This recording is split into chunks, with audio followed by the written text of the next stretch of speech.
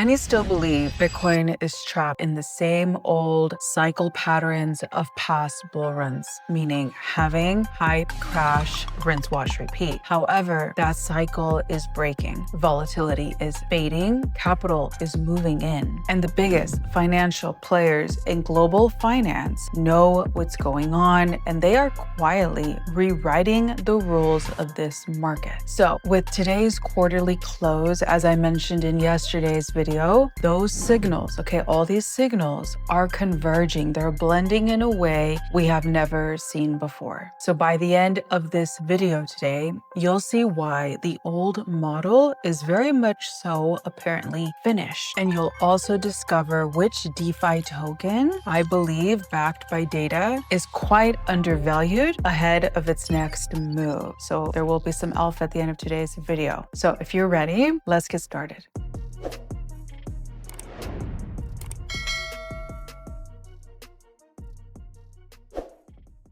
And as we get started, let's paint the backdrop. We know every past cycle felt like chaos. If you were here, in many ways, some people get nostalgic about it, but I don't really know why, because there was so much panic selling, blow off tops. Not everyone made as much money as you may hear on social media. It was few people that knew the cycle that were able to capitalize on it, because truthfully, there were really painful blow off tops where a lot of people got wrecked and brutal drawdowns. It was a whole roller coaster. But if we take a look at Bitcoin today, you would realize that volatility is sitting near historic lows, even after billions in ETF outflows and heavy liquidations last week. So what has fundamentally changed here? That is, institutions are here. Back in 2014, they held basically nothing. And today, they control close to 20% of all Bitcoin. We're talking about pension funds, asset managers, and sovereign wealth funds. Players who plan in decades. They're long-sighted. They don't think in terms of immediate returns. And when we see, as we are now, that this kind of capital, these kind of money and wealth managers own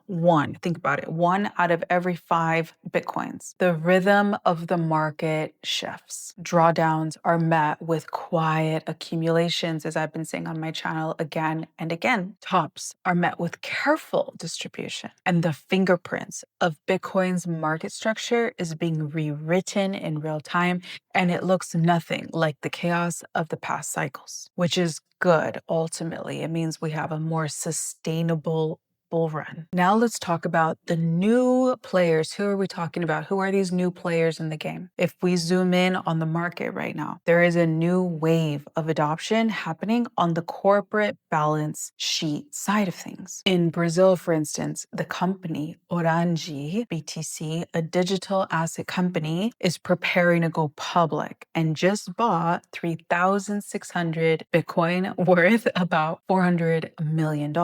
They're aiming to list on Brazil's main exchange and even launch a nationwide Bitcoin education platform, which would be fantastic, because we need more people to learn about Bitcoin so they can buy Bitcoin, because the more people buy it, the more the price goes up. You see how everyone wins. And in China, I don't know how to say this company, but Kango, or I don't speak Chinese. They are a NASDAQ-listed auto services firm, and they now hold 5,708 Bitcoin. It's one of the very few listed vehicles that give mainnet investors indirect exposure to Bitcoin. And in Japan, a company called Mac House, which is essentially just a local retail chain, has joined Metaplanet and Anap Holdings. Their stacks are smaller, but the market reaction is huge. These firms are trading at nearly 4 times book value because corporate Bitcoin holdings unlock powerful tax advantages. Different regions, sure, different playbooks, and the same outcome. Seems like it doesn't matter. We see corporate balance sheets worldwide becoming Bitcoin on-ramps.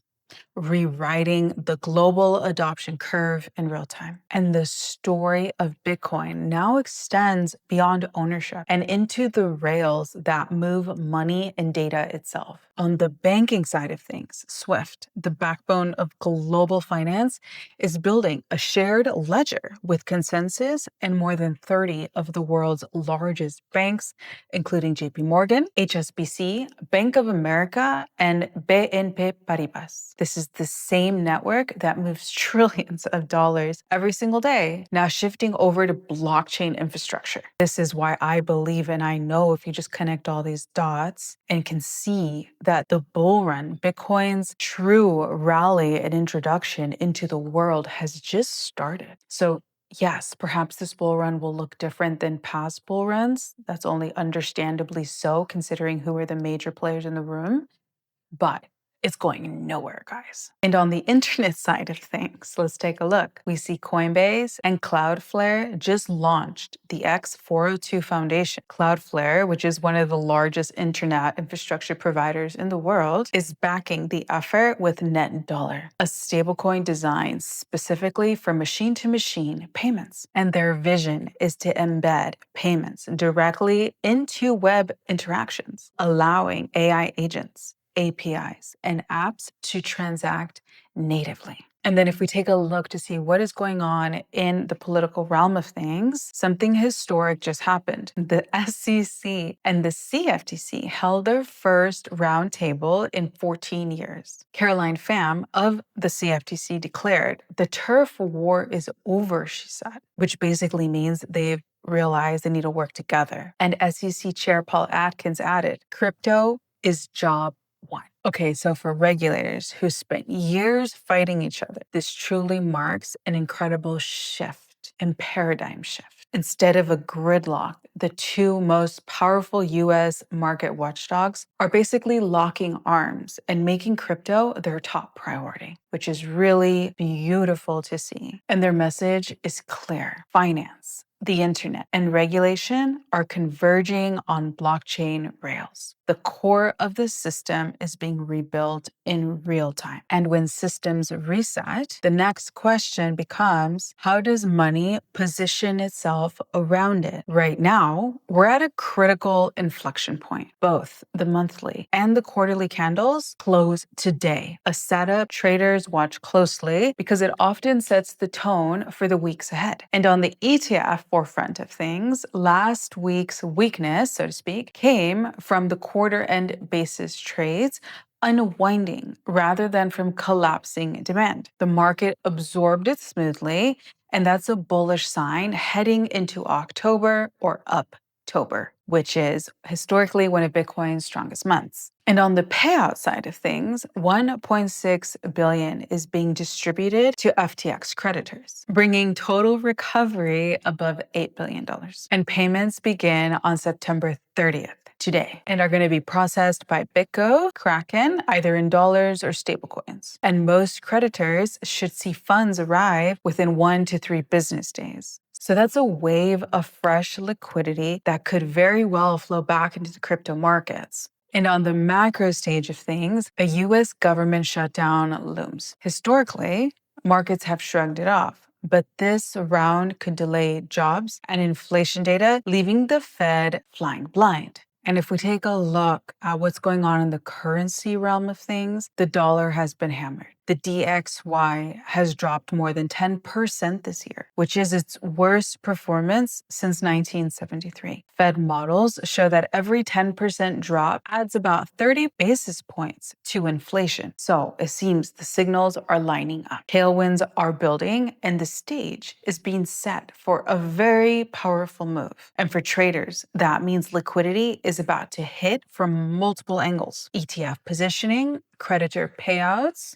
and a softer dollar. The opportunity lies for us in recognizing this alignment, which is why I bring it to you, before it shows up on price charts. And remember, in investing, one of the most costly lessons is in knowing how to calculate your opportunity cost or loss. Because no matter what the TA and the mass adoption and the macro data tells us or paints a picture for us about, you ultimately don't know. That's why I say my golden rule always is, do not overextend yourself, do not invest, do not spend any money that you will cry over if it is lost. And that's why I do believe these days and always in crypto, since it is still very much so in the volatile asset category of things. Bitcoin is now, in like the digital gold sort of asset class, but it's still volatile. So if you are going to buy anything and cannot afford to lose it, I would strictly put my money into Bitcoin, though this is not financial advice. And perhaps like the top blue chip layer ones, which I've covered in past videos. If you don't know which they are, then I'd encourage you to go watch them. So be very conservative always, and be always extremely mindful that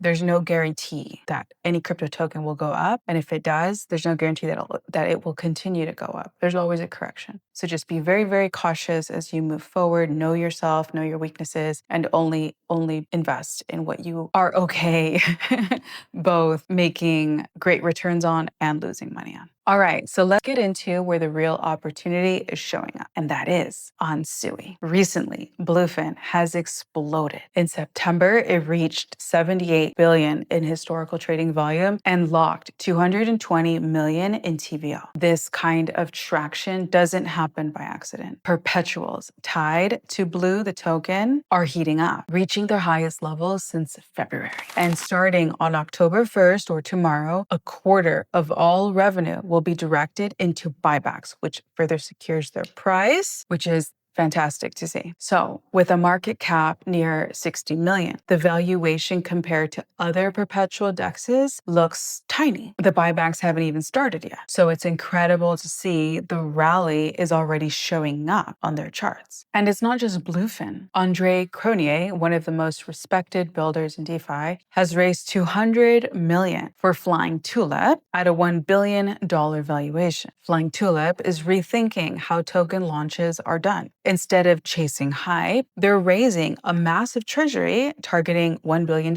and are putting it into low-risk DeFi yield strategies. Though roughly 4% annual return, about 40 million, funds operations while the product suite matures. And investors in Flying Tulip also get a built-in safety net. Tokens can always be redeemed at the original buy price. So if holders sell instead of redeeming, that capital shifts to the foundation and funds buybacks and burns, which once again secures the price. So from day one, the design protects investors and steadily reduces supply. Their takeaway is simple. The DeFi cycle is being built on real revenue, structured buybacks, and heavyweight founders. The drivers are financial engineering and long-term alignment rather than short-term hype, which is so crucial in the recipe for success. It's a setup that investors haven't seen before, and it's reshaping how you position for the next wave. So as we wrap up today's video, the question is, what does all of this add up to? What does it mean for you and for me? Well, essentially, it means the 4-year cycle was built on miner supply before and retail emotion, and that rhythm is fading. A new structure is forming. Institutions are compressing volatility. Corporates are locking Bitcoin into balance sheets